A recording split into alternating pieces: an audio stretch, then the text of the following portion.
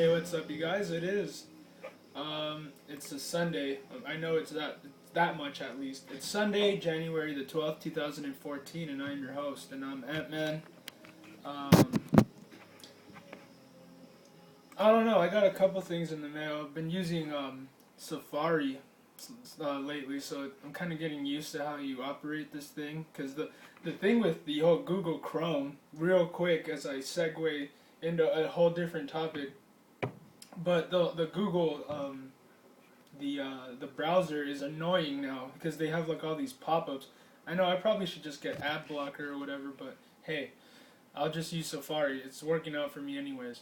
But I found some interesting news in the in today's pretty much on LosAngelesTimes.com's on Los Angeles Times website. Is what I mean to say.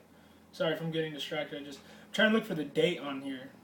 Oh, this is from yesterday at 5:45 p.m. And the name of this article on the Los Angeles Times is After a Building Boom, Solar Energy's Prospects Now Aren't as Sunny.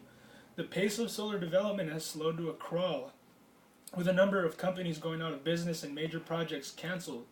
Before I read this, I think that solar energy is awesome. I know that a lot of people that I know are actually getting it, and it's lately a lot of people have been getting it. But here is the thing that you need to take into consideration when it comes to running a business. I think that this guy says it the best. His name is Digi Alpha, and he writes on this comment on this news article, and he puts, if the federal government would put as much money, hard cash, not tax credits, and research into solar as it did, and still do into nuclear power, there would be plenty of solar plants and home solar energy. Big oil and the nuclear industry do not want solar to succeed. For oil and nuclear, it's better to have the government subsidies billion-dollar nuclear power plants and the oil companies. It's funny because I heard someone the other day say, is oil like a curse to human beings? Are we cursed because we find oil? No. You see how your worldview has everything to do with how you calculate what you read.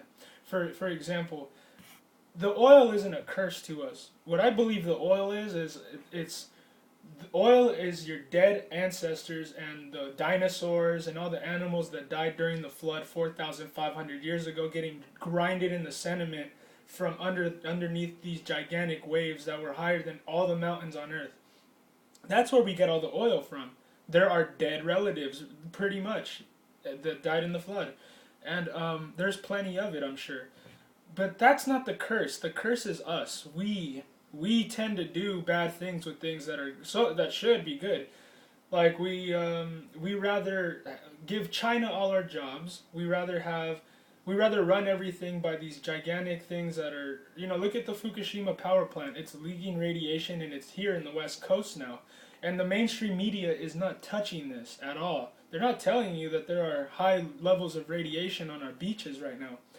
But you see, we tend, okay, humanity is tending to go towards a tragedy, and that's because of greed, and because we're greedy for money, and because of big oil companies like this. But anyways, let me read this article, because to tell you the truth, I am not the most savvy when it comes to knowing about this. 5 years after the Obama administration's renewable energy initiative touched off a building boom of large-scale solar power plants across the desert Southwest, the pace of development has slowed to a crawl, with a number of companies going out of business and major projects canceled for lack of financing. Yes, because we'd rather be financing big oil and nuclear power for some reason. And where I live, I hear that we're getting a power plant. And, I tend to think power plants cause pollution because I've lived in LA, and it's kind of sad because it's like you don't even see the sky in LA sometimes because it's so polluted over there. Of the 365 federal solar applications since 2009, just 20 plants are on track to be built. Only 3 large-scale solar facilities have gone online, 2 in California and 1 in Nevada. The first auction of public land for solar developers, an event once highly anticipated by federal planners, failed to draw a single bid last fall. Yeah, because I think solar energy is a way for the American people to get back into prosperity, to get themselves back up on their feet. But do you think Do you honestly believe that the Obama administration wants you, the people, to get back on your feet? No, he wants you to be relying on the government. He wants you to be relying on welfare all of your life. He wants you to be tied into the system so that when they cut off the supply, then they have to make you go over to, you know, there are a lot of movies where you see this kind of stuff, like Soylent Green or whatever it's called, with Charlton Heston, where people are standing in line for food and stuff like that.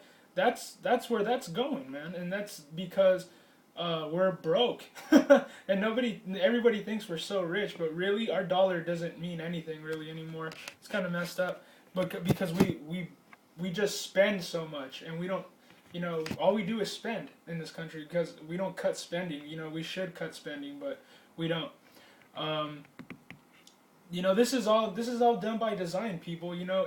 If the government didn't want you to be poor, we would have weed. We would have all kinds of stuff that is outlawed and told it's a drug or it's not good or it doesn't work.